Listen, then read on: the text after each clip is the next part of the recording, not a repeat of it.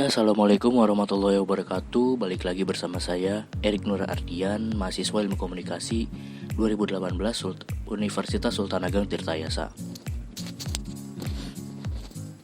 Di video kali ini saya akan mereview sebuah film. Film yang akan saya review ini berasal dari Indonesia, yang ditulis oleh Raditya Dika. Film ini bukan film baru ya. Film ini diluncurkan pada akhir 2016, yaitu 22 Desember 2016. Nah, sebelum membahas ke filmnya, saya akan membahas terlebih dahulu profil dari penulis ini, yaitu Raditya Dika. Raditya Dika terkenal sebagai seorang penulis, aktor, stand-up komedian, sutradara, dan juga produser. Eksistensi Raditya Dika di dunia perfilman sudah bukan sesuatu yang perlu dipertanyakan lagi. Sukses dengan film-filmnya terdahulu seperti Malam Minggu Miko, Cinta Dalam Kardus, Single, Koala Kumel, dan masih banyak lagi. Nah, pada kali ini saya akan membahas salah satu filmnya Raditya Dika, yaitu Hangout.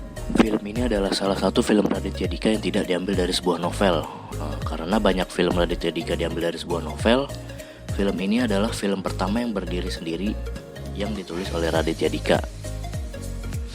Film ini juga memiliki daya tarik tersendiri karena menyertakan banyak artis-artis papan atas Indonesia seperti Matias Mucus, Surya Saputra, Titi Kamal, Dinda Kanya Dewi, Prilly Latuconsina, dan Gading Martin. Nah, film ini juga dibintangi oleh komedian Soleh Solihun dan YouTuber vlogger asal Malang, Bayu Skak. Film ini bercerita tentang ke-9 artis yang terjebak di sebuah pulau dengan seorang pembunuh di dalamnya. Ketegangan dalam film ini dimulai ketika terbunuhnya Matias Mucus secara misterius dalam film ini. Kemudian disusul oleh Prilly dan yang lain. Pemain lain yang masih hidup dipaksa untuk bertahan hidup dan memecahkan misteri pembunuh yang berada di pulau itu. Penonton akan diajak untuk ikut menebak-nebak siapakah pembunuh yang ternyata adalah salah satu di antara mereka. Selain itu, film Hangout ini adalah film pertama Raditya Dika yang mengusung genre komedi thriller, sehingga tidak heran tawa penonton tetap terdengarnya dari awal pemutaran film hingga film berakhir. Film ini juga terkesan berani ya, karena ada beberapa adegan yang memperlihatkan darah, tusuk-menusuk, panah memanah, dan yang lainnya, namun tetap tidak menghilangkan kelucuan sih. Karena artis-artisnya juga memiliki karakter yang unik dan berbeda-beda. Guyonan yang dibawa dalam film ini pun mampu meredam ketegangan yang dirasakan oleh penonton pada adegan-adegan tertentu. Sepanjang film ini banyak sekali adegan yang membuat suasana tawa berubah jadi tegang, atau suasana tegang berubah jadi tawa. Cerita dalam film ini memang sedikit nyeleneh, namun saya tidak merasa rugi setelah menonton film ini, karena film ini mampu memberikan hiburan yang segar dan unik karena film ini mampu membungkus komedi dan thriller secara menarik. Lalu pendapat saya mengenai film ini terbagi dua ya, ada plus minusnya. Kalau dari plusnya, dilihat dari sisi editingnya, si film Hangout ini berhasil membuat film tersebut tampak seru dan bagus untuk dilihat.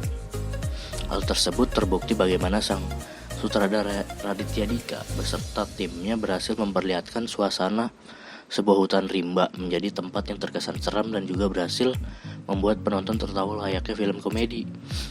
Ya, karena genrenya komedi thriller ya. Hal tersebut didukung dari kualitas gambarnya yang sangat bagus dan terlihat proses editingnya pun cukup rapi. Lalu dilihat dari sisi musik ataupun kualitas suaranya, film ini dikerjakan dengan sangat rapi ya. Mulai dari proses dialognya yang halus dan bersih, sound effect yang pas dengan adegan filmnya, lalu sampai pada penempatan musik ilustrasi yang pas pada film tersebut juga.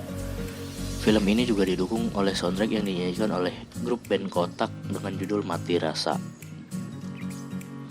Kalau dilihat dari jalan ceritanya, sejak awal mulanya film ini, sutradara mampu membuat penonton tertawa. Lalu selama filmnya berjalan, Raditya Dika juga mampu membuat penontonnya merasa tegang dalam filmnya. Dari hal inilah terlihat bagaimana Raditya Dika pandai memanfaatkan tokoh yang berasal dari dunia nyata ya, yang berhasil membuat para pemerannya memiliki karakter yang kuat. Seperti contoh, karakter Bayu Skak di film ini sama seperti aslinya, karena Bayu Skak ini adalah seorang YouTuber dan juga vlogger. Lalu dari film ini juga berhasil memainkan tensi dari penonton ya, dimulai dari penempatan sisi komedi dan thriller yang silih berganti, lalu membuat penonton merasa dimainkan emosinya, sehingga membuat penonton penasaran akan siapa pembunuh dalam film tersebut. Lalu poin minusnya menurut penilaian saya sih terdapat beberapa adegan yang kurang mengundang tawa ya. Acting dari Gading pun dianggap kurang natural dan terlihat agak kaku. Lalu pada bagian scene Surya Saputra yang menjadi kesurupan itu agak aneh ya, karena di hari berikutnya dia itu balik lagi seperti orang biasa dan tidak ada cerita penghubungnya mengapa dia bisa kesurupan atau seperti orang gila itu. Mungkin itu poin minusnya dari saya. Ya, bagi kalian yang ingin mengetahui siapa pembunuhnya, coba bisa ditonton. Coba tinggal cari aja di Google Hangout 2016 film ini ya. Ya mungkin itu saja sedikit review film dari saya. Perlu diingat ini pendapat pribadi saya. Kalau ada kesalahan mohon dimaafkan. Wassalamualaikum warahmatullahi wabarakatuh.